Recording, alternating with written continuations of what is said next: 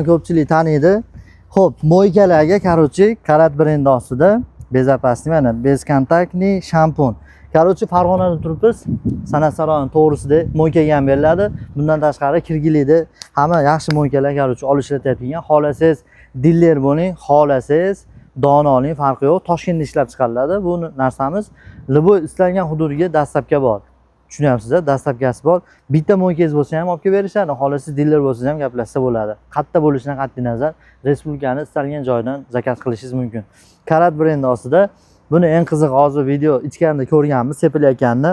Primerni mashinaga sepsiz, mashinani kraskasini o'chirmasangiz kak polirovkadaga chiqarib beradi deyaptilar. Garantiya beriladigan mahsulotimizga. Menimcha buni boshqa narsalari ham bor. Bizga o'sha pena, yana nima dedilar? Hozir penadan tashqari ximiyasi bor, penasi bor, shampuni bor ekan. Brend Karan Toshkentda ishlab chiqariladi. Hozir Farg'onada turibmiz. Farg'onani ko'p olyapti ekan. Mabodo eshitmagan bo'lsalaring, telefon qilsalaring, xudo xolasa sizlarga yetkazib berishadi.